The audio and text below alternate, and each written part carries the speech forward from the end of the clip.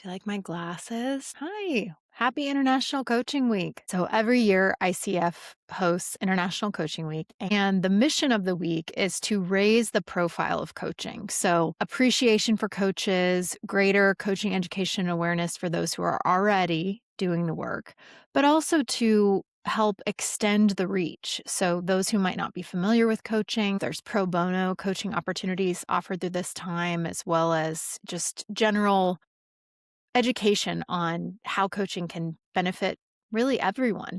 So, I wanted to just take a moment to talk a little bit about the ways that coaching supports my human design work and vice versa. So the first thoughts I had were I'm so grateful to have been an ICF trained coach and then to have gotten involved with my local ICF chapter, which is Heartland, Kansas and Missouri coaches, because one of the very first things I learned in my coach training program is three things: trust the client, trust the process, trust yourself. I think that taking this ICF focused approach to human design coaching is really helpful because, as you have heard me say many times, human design, not prescriptive or predictive. When I continue to have that focus on trusting the client, recognizing, let me share information about your chart, and then the insights are yours.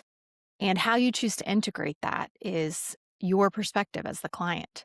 And then I'm here to guide you and support you as you move along that journey. And then the other piece that I feel really fortunate about that I've talked here before is my training that I've had this year with the Academy for Coaching Excellence. And the way that, again, it really is putting the client at the forefront. I just hopped off a call that was about enrolling clients. So, how to make that feel, you may remember Jenna Bottleson and I talked about not wanting to be the snake oil salesman, selling feeling, slimy or yucky. This course was all about how do you approach enrolling people in your offerings and sharing your services with them and keeping it authentic and having it feel good and full of ease. The heart of it is looking at the person you're talking to or thinking, envisioning the person you're speaking to on the phone when you do these discovery calls and sort of asking yourself these questions and filtering things through this lens, this enrollment lens, which is, how is this person inspiring me? How is what I do a good fit for them? And how can I be of service to them through this offering that I have? All the things I've learned with ACE are so good at quieting the noise, the little chatter that we have in our mind, that monkey mind, and just really letting the person in front of you shine.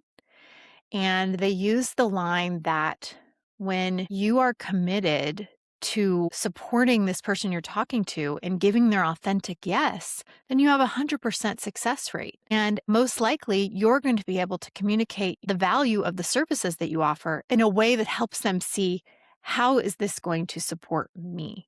How is this exactly what I need right now? And you don't have to do anything. Going along with my personal human design of having that three of experimenting and just kind of doing and talking through the successes I have and the failures and the things I'm learning, I want to share that with you because I think that was really impactful for me and just made me realize like something I've been understanding about myself, which is that just showing up as who I am is enough. Revolutionary. On the flip side, how has this work I've been doing of deepening my human design knowledge, going through my human design coach certification, how has that supported my coaching? And I think the big thing it's helped me realize is how we all have the whole chart, but different parts defined and different centers and the different types, and how when we show up with others, being really mindful of the energies. For example, I have a defined will center. So typically, if it's a gut yes for me, then I have the energy to make it happen. And I used to sort of mutter to myself of like, well, why can't people just do what they say they're going to do? But this has given me language of like, when I'm in a coaching session, to be really careful and to be a coach, not to insert or impose my ideas or my will on others, which is something that just comes more easily as I continue this journey. Because I have that defined will center, they may feel it activated in them to say, yes, I can do that. And then when they leave, that may go away. So being able to see my client's chart and be mindful of those things, it's really deepened the way that I show up and the considerations that I make and types of questions that I ask and designing action and just all the things that make a coaching session so beautiful. So again, happy International Coaching Week. And if you ever have any questions about ICF or anything coach related, I'm here. My hope is just that coaching continues to see a broader reach. We're seeing it continue to grow and grow as an industry, which I love. We'll be back next week with a fun episode looking at human design readings. And then in a couple weeks, we'll be with Christy Windish to talk more about that summer solstice retreat that I'm partnering with the Strategic Women's Group to put on. So until then, take care and we'll see you next time.